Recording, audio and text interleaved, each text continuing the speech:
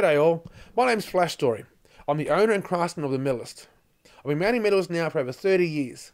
The first 20 of those years was more of a hobby, just helping out mates and colleagues in the armed forces. But the last 10 years it's really kicked off into its own business. In that time I've seen some very poor examples of medal mounting. And this is what drove me to offer my services to the public. When most people go to get the medals mounted, they're not sure what to look for when it comes to the quality of materials used, like ribbons and replicas, the styles of mounting the medals to the clothing, the longevity of the craftsmanship used, and the rules and regulations relating to the medals and how they should and shouldn't be mounted. So, today we're going to look at these issues to give you a better insight into what you should look out for when getting someone to mount your medals. Then, at the end of it, I'm going to show you the level of craftsmanship that I have to offer, and to let you know where you can find me. Okay, first of all, let's have a look at the rules and regulations around medal mounting. Each organisation, be it Navy, Army, Air Force, Police Services or Emergency Services, will all have their own dress manual, in which it will outline how the medals are to be mounted and worn. Rules and regulations. Now, there are very slight differences between them, but for the most part they do all line up with the Australian Honours and Awards system, which makes this quite easy. The most comprehensive manual you can easily find online is the Army Dress Manual. I'm not going to cover all the guidelines as it is quite extensive, but we will take a look at some of them as we go along. I will also add the link in the comments. Materials. Backing. Before placing an order with a medal mounting service, first inquire into the materials that they use. What the medals and ribbons are attached to will determine the durability and life expectancy of the job. Those of you who have served and marched will know all too well that parades don't stop for a bit of rain, and you and your medals can get quite soaked. If your medals are mounted on something that is affected by moisture, you may find yourself only getting one wear out of them before you're paying for them to be remounted. Cardboard is a big no-no. Mesh and fabrics will also lose their integrity over time. Look for the use of rigid plastics or perspex. Ribbons. Depending on who makes the ribbons and how they're made will determine how they look and last in the set. Only the highest quality ribbons, and the ones that are awarded with the medals, can stand up to being soaked in paint thinners without any effect to the colour. I will demonstrate this later on. Medals. These days it's very common to wear replica medals, keeping the originals in their issue case locked away safe and sound. This way, when you're out and about, if your medals get stolen, lost, or damaged, you can easily replace them. These days in the military, if some people find out you're wearing originals, they think you're crazy. So let's take a look at them. Firstly, there is die cast. This is where metal is poured into a mould and left to set. This is not what you want. The metals tend to be flimsy and can break quite easily. Also, after the cast has been used a number of times, the definition in the metal can become quite poor. But they still sell them. The best option is die struck. This is where the metal is punched out of a processed and hardened sheet of metal, resulting in a better finish. Also, look at the finish of the metal. Here you can see some differences between high and low quality finishes. And let's face it, this is what you look at. So make sure you get value for money. Mounting. The medals are mounted onto a hard backing board. The board comes down halfway behind the medals, and the board is covered in ribbon. I have seen some where the board and the ribbons come all the way down to the bottom of the medal. This is incorrect. The length from the top of the ribbon to the bottom of the medals should be around 95mm. If you have 6 or more medals, the ribbons will start to overlap. This is to prevent the rack from getting too large. The lengths are 6 medals is 165mm, 7 medals is 170mm, 8 medals is 180, 9, 190, and 10 and over is a maximum of 200mm. Now look, if you have more than 12 medals, you can ask for that to be extended out. Otherwise your medals are so overlapped you can barely see them. And let's face it, if you have that many medals, who's going to argue with you? However, if you're still currently serving, you do need to ask your respective service for permission from your Honours and Awards for permission to have it extended. Bars and clasps. First of all, let me explain the difference between a bar and a clasp. A bar is a full-width metal device worn on the ribbon of a decoration to denote the award of a second of the same decoration.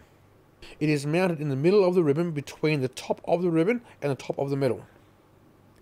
If a third is awarded, then 2 bars are equally split. A clasp is a similar device in appearance that is worn on the ribbon to indicate a geographical area of a campaign, an additional period of long service, or the date of an award like the Champion's Shop Medal or the Antarctic Medal. There is some variation with where these clasps go on the ribbon. For most medals, the first clasp goes 3mm above the top of the medal, with each one after that is spaced 1mm above the last. The oldest one will go closest to the medal, and the newest one will go at the top. However, with the national medal, the clasps are spaced 10mm apart.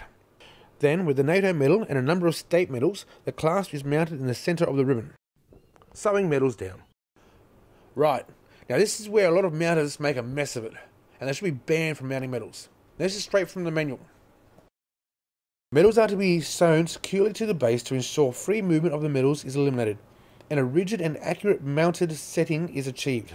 Glue or other adhesive agents are not to be applied to secure the medals reversed to the base. It is unbelievable how many sets of medals I get through here to be remounted where the person before me has used glue or silicone to stick them in place. I then spent a great deal of time trying to polish the mark out of the originals. In some cases the adhesive was corrosive and the medals are marked forever. Now, this is unforgivable. This is the whole reason why I'm making this, so I can inform you of all these bad practices and stop these assholes from ruining more medals. Okay, I think I've had my say. Let's move on. The bottoms of the medals. The bottom of the medals are to be perfectly aligned. An easy way to check this is simply place the bottom of the medals on a flat surface and see if they're even. Okay, I think I've covered the most common faults that you should look out for when getting medals mounted.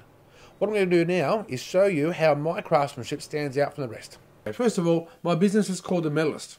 I'm currently posted to Gallipoli Barracks and Enoggera in Brisbane, but I will post nationally, so anywhere you are, I can get the medals to you. Okay, let's have a look at my style of mounting. When it comes to the backing, even hardened plastics can warp and bend over time and break and become brittle. With mine, I use hardened perspex. This way it ensures the longevity of your mount, and not only will it not break easily at all, it won't warp or bend when it gets wet. When it comes to ribbons, I only use the very best ribbon imported from Toy, Kenning and Spencer in England. They are specialists in this field and provide a superior product. They're extremely colour fast and seemingly impossible to affect. I've had customers in the past ask me to age ribbon to make them look right for a set of World War II medals. Unfortunately, the answer was no, and I'll show you why. Here I have a ribbon with some adhesive tape well and truly stuck to it, and a bowl of general purpose dinners. And just to prove the point, I'm going to leave it in here for 24 hours. And here we are the next day. Take the same ribbon out, and give it a clean off, and look at that, good as new. And if you compare it against a lower quality ribbon, of which I put through the same process, you can see the difference. Medals. When it comes to replica medals, it's not the mounter's fault for the quality of the medals, it's their suppliers.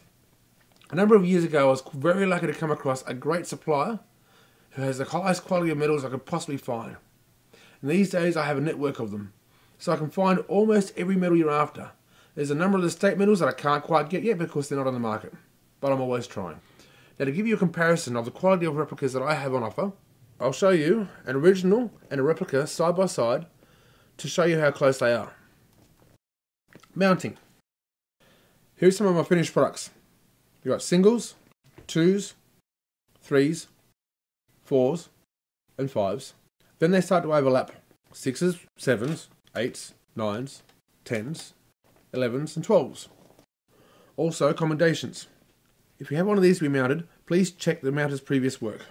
There's a knack to making these things look right, and most mounters don't get it right, in my opinion. Now when it comes to the back, this is where my craftsmanship really stands out. Nearly all mounters these days will cover the back in a felt material. Now this is also just my opinion, but I've always seen this as a cheap and nasty way to cover up a messy finish. To cover up the stitches and knots, and in some cases, shortchange the customer on ribbon. The ribbon can have a lot of significance and should always be shown. For example, the National Medal has 15 stripes, one for each year. The Vietnam Medal, the colours on the ribbon represent the colours of the Vietnam flag. The French Germany star has the colours of the French flag. The Italy star, Italy flag. The Timor-Leste Solidarity Medal has the colours of the Timor-Leste flag. The Order of Australia has the wattle flower on its ribbon and its medal. And last but not least, the Victoria Cross. The colour of its ribbon is claret.